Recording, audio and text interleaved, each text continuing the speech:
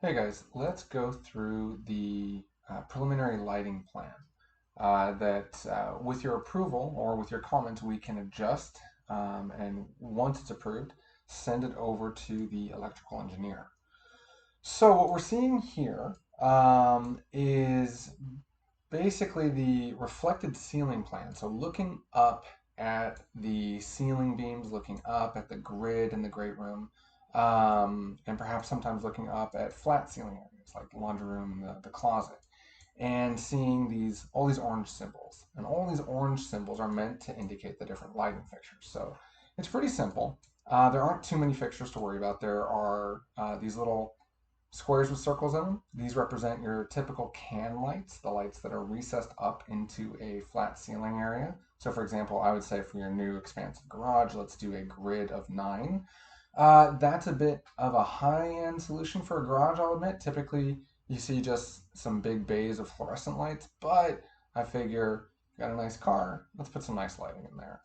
Another symbol that you'll see over and over again are these wall sconces. So these are lights that are attached to walls. Now, these could be a variety of either up lighting, down lighting, all around lighting, indirect lighting. The sky's the limit with sconces, but it indicates to the electrical engineer and to the builder what kind of light this is, where to expect it to go. And this means it's going on the wall of the front two columns here, and throughout the entire home. You guys have a plethora of wall sconces per our conversations of wanting to be able to properly light every wall that is going to have art on it now or could have art on it in the future. So two wall sconces illuminating the mirror here at the end of the entry hall, three wall sconces for that big piece of lighting. Um, Sorry, for that big piece of art right here that we want to properly light, not with just one or two, but I think three, one, two, three sconces here lighting this thing up. And then another symbol that you'll see throughout, maybe not throughout because they're not quite as common, are these big circles with the X going through it. This is a large pendant light. So we've got one here, I would propose, at the entry to be centered at your doors. And then also, the three here at the dining room, right? So as we were to proceed into the dining hall, you would have seen those uh, three equally spaced pendants hanging over the central dining table. You'll see LED. This symbol means LED tape. Typically, that's going to be uplighting. Um, LED tape is something that is very, very tricky to get right, in my opinion. What I do not like seeing is the blue LED light or the orange or red or any of those kooky colors. I think they really are a detriment to a space. I think if you are going to go with it's got to just be white light, and not any white light either. It's got to be warm, sort of yellowish white light, not like a daylight or a white light. That's going to feel too fluorescent and feel really, really terrible in our warm, very rich library spaces. We're going to want yellowish, orangish LED lighting shining up here. Now, there are some LED lights that out there, these LED tape lights that are adjustable just within white, and that's acceptable, I think, because then you can really fine tune what kind of white you want, whether you want, I don't know, the ranges off the top of my head, but 4,500 Kelvin or 4,000 Kelvin or something like that. Um, those kind of micro adjustments within the white range are great. But introducing things that can go to blue or purple, oh boy. They can make a white, but it's a combination of all the other colors and it just winds up looking like a whitish purple. It's really no good. So though I'm showing a lot of LED tape lighting, sort of wrapping around the entire top soffit of these built-in bookshelves, and there's going to be a lot of lighting in the bookshelves themselves. It's really important to work with an interior designer to pick the right proper color lighting. Um, and so moving on to other kind of symbols that are used, we've got these sort of little guys. These look like little art lights. That's meant to be little kind of puck lights that we might see at the underside of what's built in over the window cases at these libraries, right? So we can have some puck lights built into the bottom. of these are built in right over this little reading bench area here. Let's see, what other kind of symbols do we use? So, I mean, oh my gosh. So I said that you had a plethora of these sconces, right? There are a ton of them, but these are meant with you guys in your art collection in mind, right? You know, you look down this hallway, and there are two sconces here lighting up a piece of artwork, as well as one more, a single one, perhaps to light up a smaller piece of artwork on this wall. Looking down this wall, three sconces to light up whatever might be planned for this wall. I don't have anything yet. But three for this long piece. I think the pier piece is right here. Two more here. A bunch more for the office. You know, two for Jenna's light right here, but a couple more to read by. Um, but then, you know, two pendants hanging from the beams. Here's a ceiling fan. I think that's pretty self-explanatory. So, you know, what I like to do a lot in bedrooms are a single ceiling fan in the middle with lighting or without. That's up to you. But then with an array of four can lights, equally spaced. This gives really great even distribution of light and air movement throughout a space. I think it's really, really great. No better way to do a simple bedroom. Um, you might be seeing now symbols like access. These are going to be our access panels that are required into attics and into crawl spaces. On my plans, the way I denote the difference, the orange ones leading up into the attic are going to be shown solid. The crawl space access, which is actually a floor element down below, is now in this view going to be shown in as a dashed light of brown. It's also smaller. For some reason, the code allows smaller access hatches down into the crawl space than into the attic. But then, still in the walk-in closet, two lights at the ceiling to provide even illumination. And that's something that's important to me. You'll see that in the coat closet as well and most other small closet spaces. I always want to have two lights instead of just one. I tend not to like illuminating a space that you can walk into just with one overhead light. That never really works out, in my opinion. At the wine display, I've got LED tape lighting, up lighting, or perhaps down lighting the stone wall, the textured wall back here. Um, Maybe both. Maybe you do it top and bottom, uplighting and downlighting here. But then there's also two puck lights down below in the wine display cabinet itself. So we can see here that the two pucks, or the two can lights that would be in the soffit that's running across the room. And so there'd be LED tape lighting running above the soffit, shining up. But then there's also puck lights, 1, 2, 3, 1, 2, 3, at the lower soffit area that's at 8 foot, leading into the other side wings of the residence. Quite a few lights in the gym here, the gym closet. I think one sconce here in the sauna area, one light probably built into your sauna, I'm not sure, but whatever light's going to go in this tight, steamy room need to have waterproof lenses on them. So make sure that you specify waterproof for anything that you're shopping for.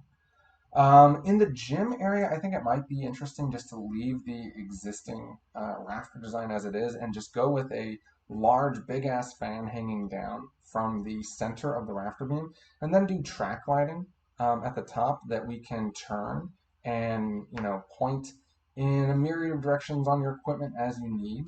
But I think doing that track lighting that you can't really see in my model because I haven't locked it up, but when you're at a distance and you look this way, you're not going to see the source of the light. And I guess that would be the case even if we had cam lights. I don't know. I just like the idea of doing exposed track lighting at the exposed beams here. Let me know what you think there. And then going really light with the lighting here over the stretching and yoga space. You'll get plenty of light off the wall sconces that are illuminating the artwork here. Well, not really. If it's just for the artwork, there wouldn't be too much light. I should probably give you guys at least if you like the track lighting idea, go with one more track light right here in the middle here. Let me know what you think. Typically, we're showing wall sconces at the outside of every exterior window, with the exception of the big wall of glass here, because I just don't really want to. I think there's enough lighting here at the covered patio element And the wall will have a wall sconce here on one side. I was thinking about introducing more wall sconces along this band, but it just felt really, really forced. I don't think you're going to need additional lighting here. But let me know if you disagree. Let me know if you want more lighting. I think with the wall sconce here, some wall hanging here, and then of course the enormous array of can lights we have here, there's going to be plenty of lighting to navigate by. But I do like the idea of introducing two wall sconces shining directly down onto this countertop here and providing illumination for this little man door. I have a feeling this is going to be a door more often used than this heavy door here. So I do want to make sure that we have lighting here. And although again, we have the entirety of the covered patio providing illumination, I think these two wall sconces centered above this element here, I think it's good. But let me know if you feel like that looks a little too busy. And of course, keep in mind these are placeholder fixtures. These can look drastically different. But I think they're good approximations for scale. Let's see, what other sort of different symbols might we have? So these pendant symbols can be also giant chandeliers. So even though the symbol is small, this is really just meant to mean there's a connection for a lighting control element here. Whether this pendant is much, much bigger as it should be, as shown, something to scale like this, it's still just one point of connection. So that's why that pendant symbol still looks so small. LED tape lighting up in these skylight wells so that we don't lose out on even distribution of lighting by not having a can light right here. We're going to replace that with some soft uplighting of this LED shaft at night. The little bridge of mini pendants right here. So here's a new symbol. This little circle with a P next to it means mini pendant. So a little tiny hanging globe, not quite as heavy as or scaled up as something like this. In your great room kitchen, we're having a lot of can lights spaced at every center of all the grids, as well as a lot of LED tape lighting. The pantry, since it has no ceiling in it, is only going to have the LED lighting at the cabinets. And I think that's okay. I don't think this is going to be too dark of a space. I suppose if these cabinets are glass fronted, we can have more lighting in those cabinets shining down. But I think I'm okay with this not being too fussy with too much lighting. I'm a little lost here. But let me know what you guys think.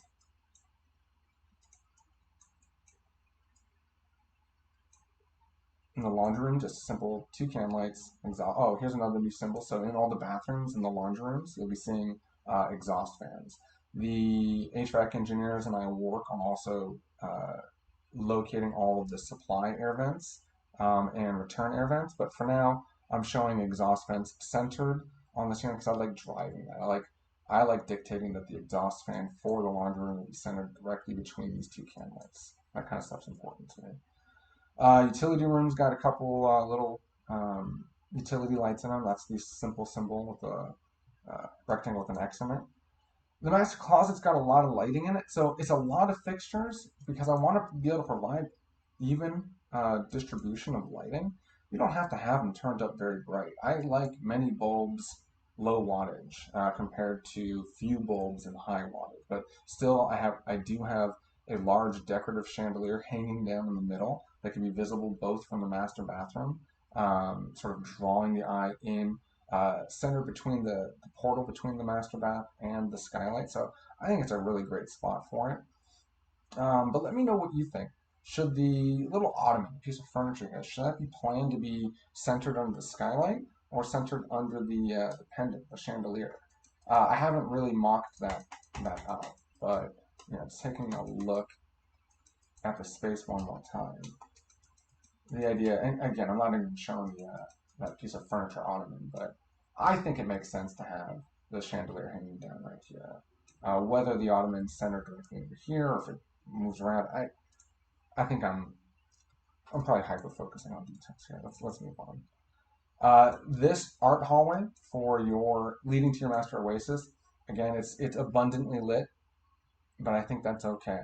I know we're going to have a lot of artwork on the walls here, so let's make sure we got the right amount of lighting.